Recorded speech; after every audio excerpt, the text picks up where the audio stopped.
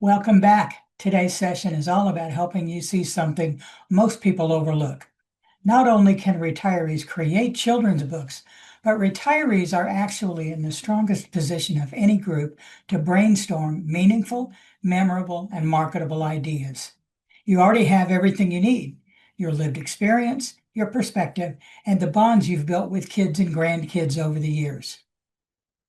So let's walk through exactly why this opportunity fits you so well, how simple it is to get started, and how you can turn your background, your memories, and even your Saturday afternoon outings with grandkids into children's book concepts that parents want and kids love. So, why this matters now? If you're here, chances are you've thought about supplementing your retirement income, especially if you're on Social Security, in a way that doesn't feel stressful, technical, or risky. Something you can do from home, something you can pause and resume on your own schedule, something where you aren't dealing with bosses, deadlines, or confusing technology, something that doesn't make you become a greeter at the big box store. Children's books are one of the most beginner-friendly paths you can take.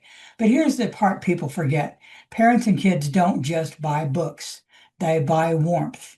They buy comfort. They buy familiarity, safety, and emotional connection.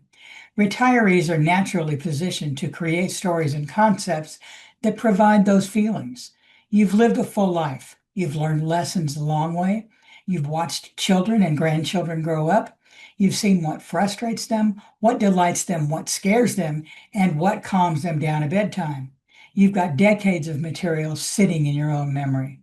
Today, I'm going to show you how to turn those memories into book concepts that can sell month after month on Amazon, as well as other platforms. Section 1. Retirees understand children better than they realize. Let's start with something obvious, but rarely stated out loud. Retirees tend to be great observers, not because you were trained to be, but because you've had a lifetime of watching people, especially little ones.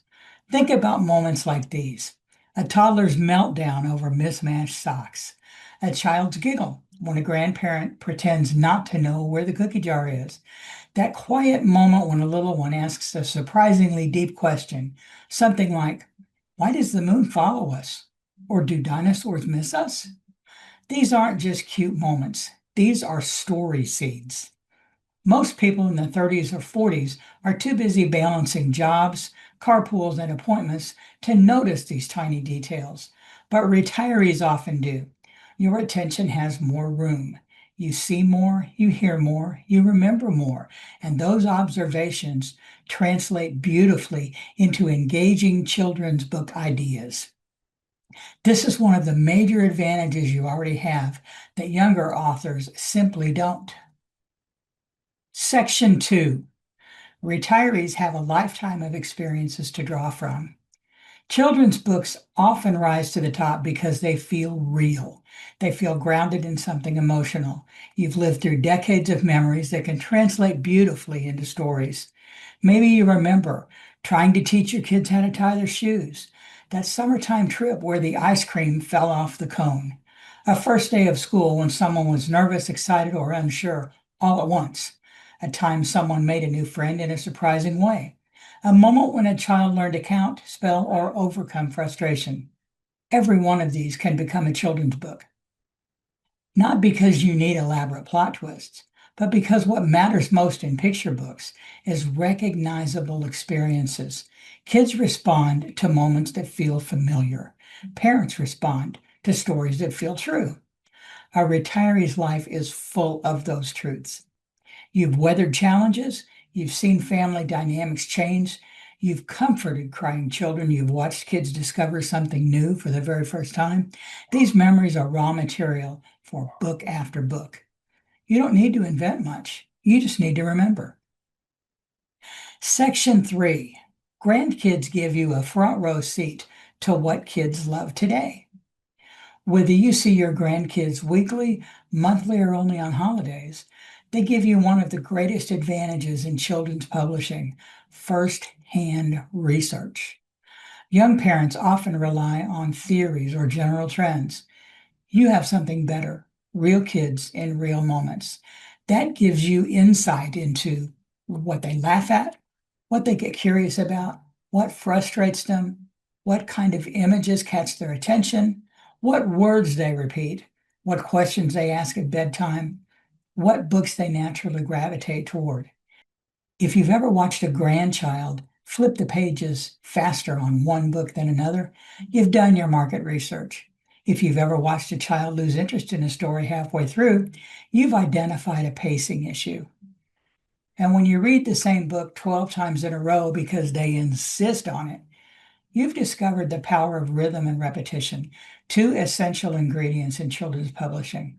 That kind of insight is priceless, and retirees have it in abundance. Section 4. You can research Amazon bestsellers faster than most people think. Another major advantage retirees have is time. Not unlimited time, but enough time to sit back, relax, and browse the Amazon bestseller list without having to rush. You don't need advanced research tools. You don't need expensive software. You just need Amazon's search bar and the children's book section. Here's how simple it can be. Search for broad topics like animals, friendship, shapes, or bedtime. Pay attention to what shows up repeatedly. Notice which books keep appearing across multiple categories. Read the descriptions. What emotions do they play on? What promises do they make to parents? Look at customers also bought to see what themes are trending. Retirees often bring something powerful to this process: patience and intuition. You've made decisions your whole life. You can tell when something feels off or when something feels strong. You can look at a children's book cover and instinctively know whether it works. You don't need training for that. You've seen thousands of books, magazines, and images over the years. This makes you far better at evaluating trends than you might think. Section 5. Retirees naturally gravitate towards simpler, clearer ideas which sell well. Many new children's book creators make the same mistake. They overcomplicate things. They try to write epic, sweeping stories with layers of meanings, huge casts of characters, and plots that require diagrams. Children don't want that. Parents definitely don't want that. The market rewards simple concepts like, let's count the puppies. How do we get ready for bedtime? What happens when a dinosaur tries to help in the kitchen? What do colors look like in the garden? What should we do when we feel nervous? Retirees understand this value of simplicity. You're not trying to impress anyone. You're trying to tell a story that feels warm and helpful. That mindset aligns perfectly with what works best in children's publishing. Section 6. Your life experience helps you create books that solve problems. Parents buy children's books, not only to entertain, but to help. Books that help kids go to sleep, understand emotions, learn numbers, calm down after being upset, try new foods, share, make friends, build confidence. You've helped children through these challenges dozens of times. You've soothed nightmares, reassured nervous little ones, and found creative ways to make frustrating tasks fun. Younger authors don't have the benefit of this experience. This is where retirees shine. Your real-world wisdom translates directly into practical, useful, comforting children's books that parents are grateful for. Section 7. You don't need art skills to turn ideas into books. One thing that stops many retirees from creating children's books is the belief that they need to draw, paint, or create illustrations from scratch. You don't. Today, free tools like GIMP and Canva allow you to create professional-looking children's books without any artistic background at all. The images, templates, and layouts are ready for you. This matters because retirees often assume technology will be the barrier. In reality, these tools are simple, drag and drop, and forgiving.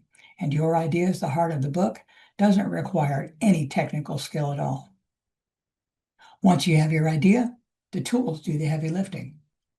Section 8. Retirees have the emotional depth younger authors haven't reached yet. Children's books are simple, but they aren't shallow. The best cross-balance gentle humor with genuine heart. They offer comfort and reassurance. Retirees understand loss, joy, growth, fear, and long-term change in ways younger authors simply haven't lived through yet. That emotional depth becomes a tremendous strength. You can write stories that feel steady, reassuring, and grounded, stories that feel safe, stories that help children develop resilience, curiosity, and connection. This emotional wisdom sets your writing apart immediately. In conclusion, you're more ready than you think to create children's books. If you've ever told a story around the dinner table, if you've ever comforted a child, if you've ever watched a grandchild discover something new, you already have everything you need to brainstorm powerful children's book ideas. And if you want a structured path that makes the entire process easy, step by step, and affordable, especially for retirees on a budget, you can always lean on resources like simple image tools, ready-made templates, and beginner-friendly training programs. You're not starting from scratch. You're starting from a lifetime of experience, compassion, and perspective. Retirees truly are in the perfect position to write children's books. Check out my training at chasethebutterfly.com. You can sign up there and get a starter kit and check out my training, which offers templates and layouts to build your children's book series quickly.